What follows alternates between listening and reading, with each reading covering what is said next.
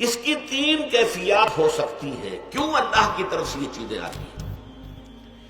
سب سے پہلی شے ہے، اب وہ جو آیات میں نے سنائی تھی وہ سن لیجیے پہلے ترجمہ۔ سورہ تغابن میں فرمایا ما صاب من مصیبت الا باذن اللہ، دیکھو کوئی مصیبت تم پر نہیں آ سکتی، نہیں آتی مگر اللہ کے اذن سے۔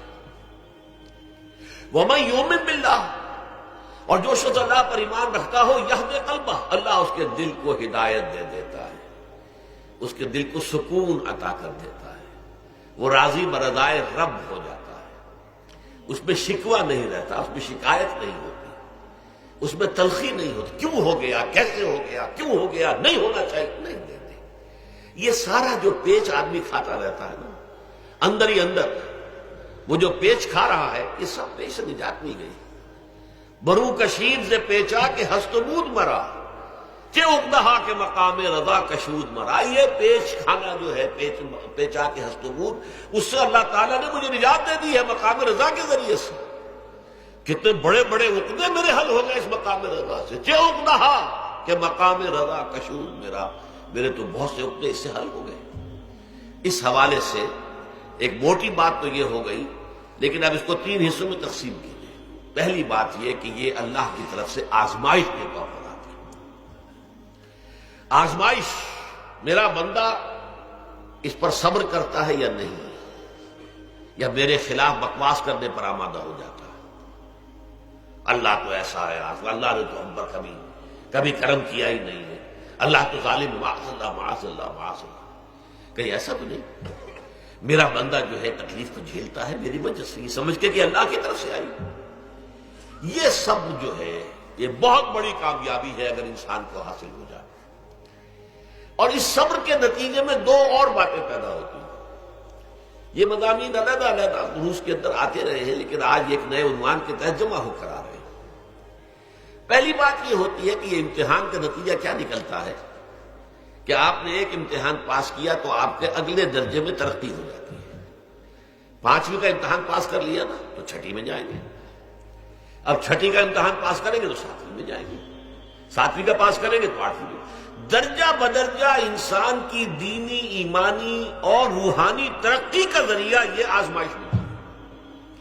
جتنا اس میں صبر ہوگا، جتنا اس میں تسلیم و رضا جو ہے آپ حاصل کرتے جائیں گے تو آپ کے درجے بلند ہوتے چلے جائیں گے۔ آپ کا امتحان کڑے سے کڑا آئے گا، بڑے سے بڑا آئے گا، مشکل سے مشکل تر آئے گا۔ ایک وقت میں ایم اے کا امتحان بھی آپ کو دینا ہوگا، ایک وقت میں ہو سکتا ہے پی ایچ ڈی کے لیے تھیسس آپ لکھیں، پھر اس کے اوپر جو ہے ٹیم بیٹھی ہوئی اور آپ سے وہ بحث کرے، جرا کرے آپ سے، وہ بھی کرنا ہوگا۔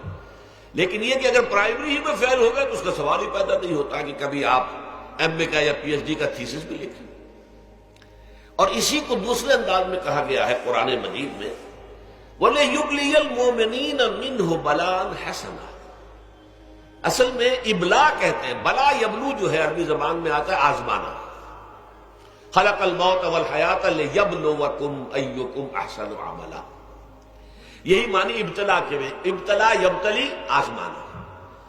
ابلا یبلی جو آتا ہے باب افعال سے، اس میں آتا ہے کسی کو کسی تکلیف میں ڈال کر اس کو نکھارنا، کہ اس کا جوہر نکھر جائے، اس کے اندر جو خیر ہے وہ اور چمک جائے، لوگوں کو بھی معلوم ہو جائے کہ یہ شخص اس مقام کا اہل ہے، اس کے اندر یہ صلاحیت ہے، اس میں یہ قوت موجود ہے۔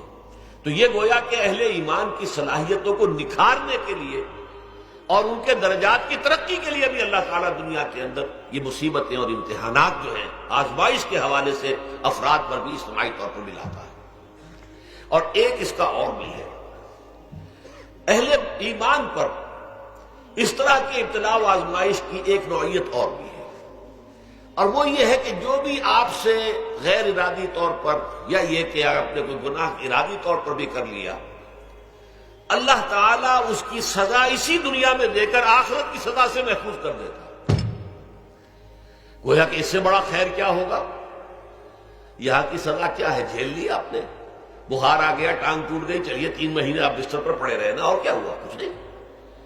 لیکن یہ کہ آخرت کی سزا ملتی ہے بہت عظیم ہوتی ہے، لہذا کفارہ بناتا ہے اللہ تعالیٰ گناہ، ان جو بھی گناہ ہو گئے ہیں، غلطیاں ہو گئی ہیں، ان کا کفارہ اللہ تعالیٰ بندہ مومن کے لیے، حضور کی ایک حدیث ہے، اس کا متن مجھے اس وقت یاد نہیں ہے، کہ مومن کا معاملہ عجیب ہے، اسے کوئی تکلیف پہنچتی ہے صبر کرتا ہے، وہ اس کے گناہوں کا کفارہ بن جاتا ہے، اور اگر کوئی خوبی ملتی ہے تو اللہ تعالیٰ کا شکر ادا کرتا ہے، اس کے درجات بلند ہو جاتے ہیں۔ تو یہ معاملہ جو ہے اللہ تعالیٰ کی طرف سے بندہ مومن کے حق میں خیر، کہ در حقیقت اس کے ان گناہوں کی پاداش کہ جو اس نے یہاں کر لیے ہیں، یہی دنیا میں دے کر دھو دیا جائے، پاک کر دیا جائے۔